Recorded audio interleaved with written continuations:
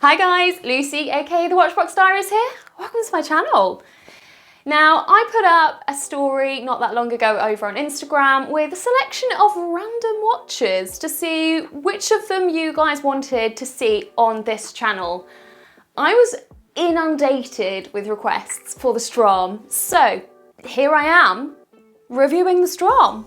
This is the Glacial Rift to be exact, and I am really excited to share this one with you. So without further ado, let's get into it. So let's start this video with a little bit about who Straum actually are. They are a Norwegian brand. Now, I'm not very well known for my pronunciation, so apologies in advance. The brand was started back in 2017 by two industrial designer friends, Øystein and Lasse. These guys are massively into the great outdoors. We're talking fishing, sailing, hiking, camping, climbing, the works. And that played a massive role in the inspiration for their pieces. They put their heads together, donning their engineering and creativity hats. And finally, in 2021, they released their first watch. Within their mission statement, they say that these watches are crafted for adventurers and explorers looking to conquer the great outdoors, or watch nerds with a love of quality and interesting dials. So let's talk specifications. This is the Jan Mayen collection, and this particular colorway is the Glacial Rift. The watch comes in at 39mm, roughly. If you want to be exact, it's 38.7, 45.7mm lug to lug, 11.5mm in thickness. It's a stainless steel case, sapphire crystal with anti-reflective coating, screw down crown giving 100 meters of water resistance. Movement wise, you're looking at the Le Juperay G101 automatic, and that comes with a 68-hour power reserve. Price wise, you're looking at €1,600, which is roughly £1,400. Now, I am a dial girly, always have been, always will be. If you look at their entire catalogue, they do have some fantastic dial options, but the Jan Mayen specifically is gorgeous. It's stamped, treated and painted in several stages, including a fume colouring, and I absolutely love the texture that it gives. Add in that light blue colourway and it is such a beautiful combination. The use of the cantilevered indices just helps give that dial a little bit more depth and also allows the dial texture to appear a bit more 3D. And to make that dial even better, they've added lume. I love how well this watch is finished. The case and the bracelet are such a high standard. There's a mix of brushed and polished surfaces, and it's all just meticulously done. The bezel brushing butts right up to that crystal, and it looks super sharp. So this is a bit of an unusual thing to comment on, and probably something you wouldn't notice straight away, but stick with me here. The crystal is sleek, almost flat, and that curve sits very close to the case.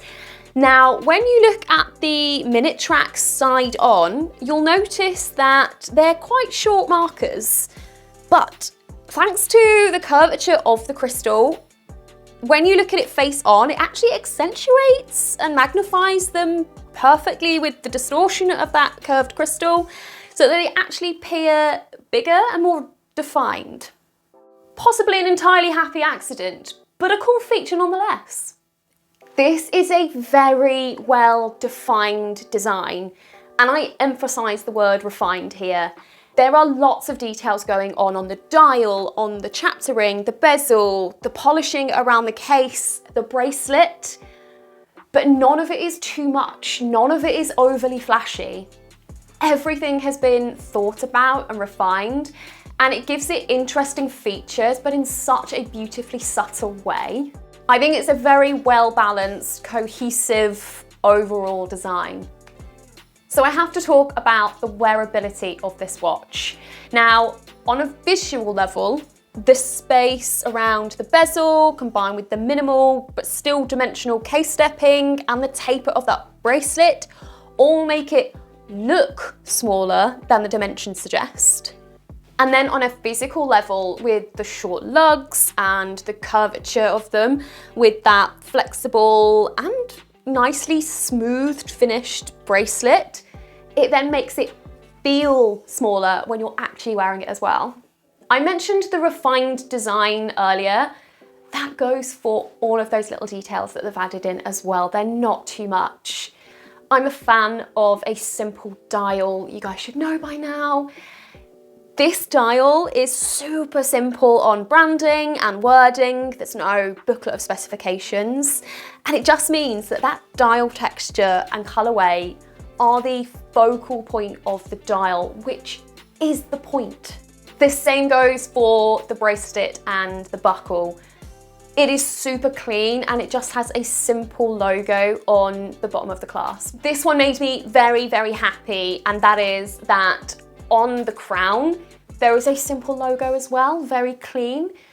This one lines up perfectly and it is so satisfying.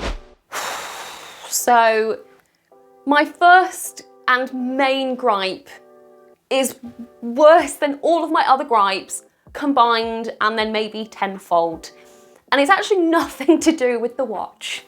The packaging that this comes in is really cool. There's a separate little accessories box, which is really well stocked, really cool design. Both elements are very much in keeping with the brand and what they represent. Oh my God. The noise of the capsule that the watch comes in when you open it. I'm putting a trigger warning out there because I'm about to let you guys listen to this too.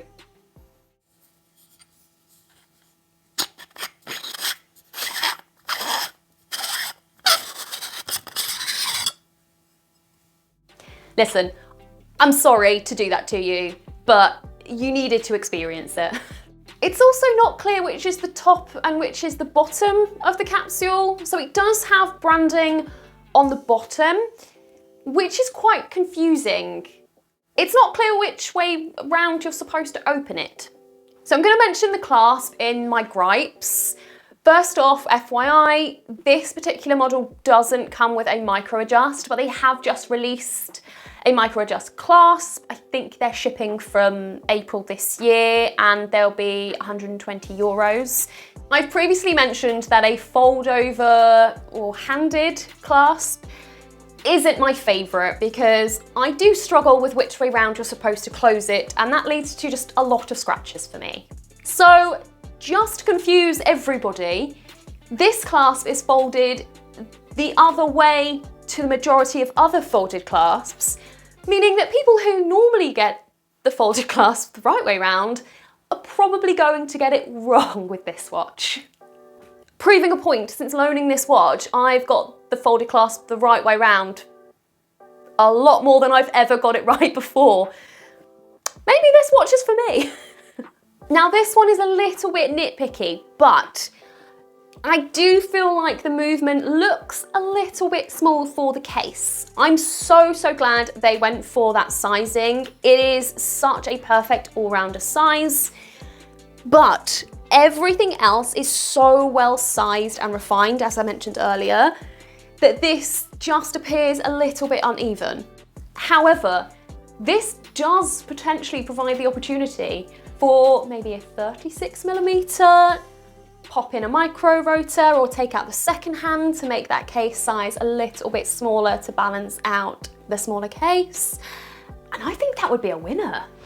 Overall, I am genuinely really impressed with this, with their level of refinement, their attention to detail, and the quality of each element of it. It's been thoroughly thought out, and it genuinely feels like the consumer has been considered in each detail. I've absolutely loved reviewing this watch. I've had a look at some of their other ones online as well and really appreciate it. And it makes me genuinely excited to see where this brand is going to go, what they're going to release next. I did note on their website that that is now currently sold out, I think. Their new Mayen basalts, very cool design and very cool loom. That is it. That is my Straum review. done. Now I want to hear from you guys. Have you heard of this brand before? If you have you managed to get hands-on with one? What do you think about them? What do you think about this watch? Do you agree with my points? As always, let me know in the comments section below. If you enjoy my horological ramblings and you want to support me and my channel, you've got to do the YouTubey things. Make sure you have given this a like, you've commented, and you are obviously subscribed to the channel. And if you want to be notified of my upcoming videos, all you got to do is click the little bell and YouTube will do its thing. Until next time though, bye.